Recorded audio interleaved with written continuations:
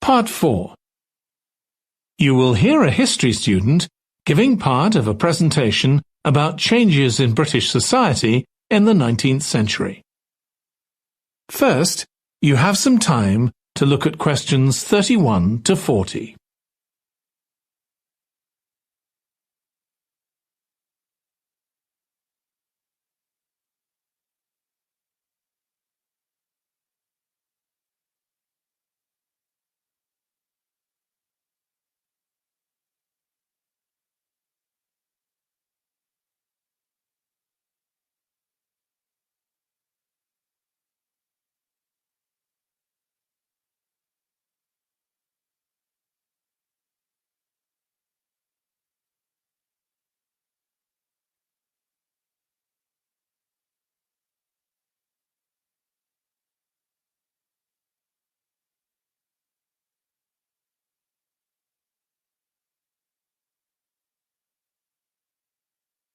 Now listen carefully and answer questions 31 to 40. Hi everyone. In this session, I'll be presenting my research about the social history of Britain during the Industrial Revolution. I particularly looked at how ordinary lives were affected by changes that happened at that time. This was a time that saw the beginning of a new phenomenon, consumerism, where buying and selling goods became a major part of ordinary people's lives.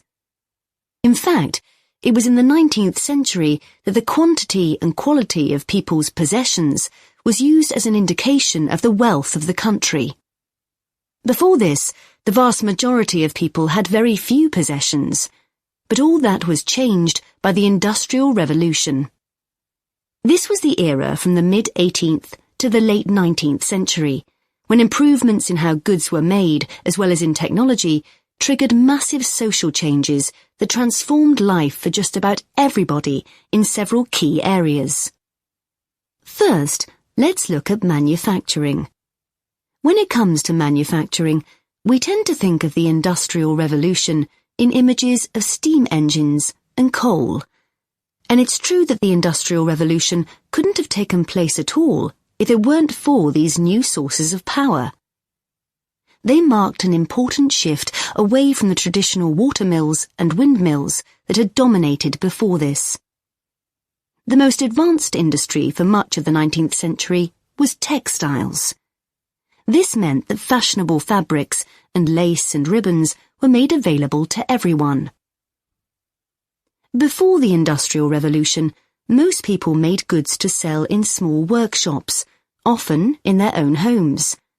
But enormous new machines were now being created that could produce the goods faster and on a larger scale, and these required a lot more space. So large factories were built, replacing the workshops and forcing workers to travel to work. In fact, large numbers of people migrated from villages into towns as a result.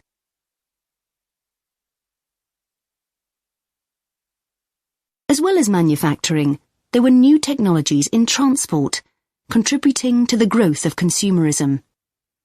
The horse-drawn stagecoaches and carts of the 18th century, which carried very few people and goods and travelled slowly along poorly surfaced roads, were gradually replaced by the numerous canals that were constructed. These were particularly important for the transportation of goods. The canals gradually fell out of use, though, as railways were developed, becoming the main way of moving goods and people from one end of the country to the other. And the goods they moved weren't just coal, iron, clothes, and so on.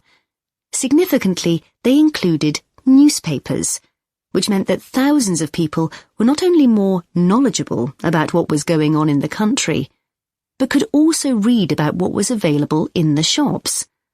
And that encouraged them to buy more. So faster forms of transport resulted in distribution becoming far more efficient. Goods could now be sold all over the country instead of just in the local market. The third main area that saw changes that contributed to consumerism was retailing. The number and quality of shops grew rapidly, and in particular, small shops suffered as customers flocked to the growing number of department stores, a form of retailing that was new in the 19th century. The entrepreneurs who opened these found new ways to stock them with goods and to attract customers. For instance, improved lighting inside greatly increased the visibility of the goods for sale.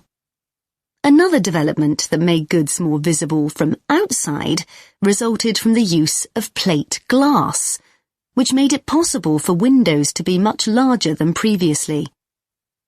New ways of promoting goods were introduced too. Previously, the focus had been on informing potential customers about the availability of goods.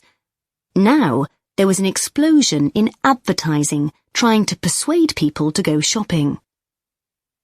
Flanders claims that one of the great effects of the Industrial Revolution was that it created choice.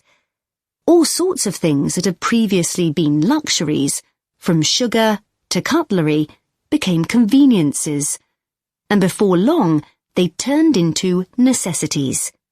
Life without sugar or cutlery was unimaginable, rather like mobile phones these days. That is the end of part 4.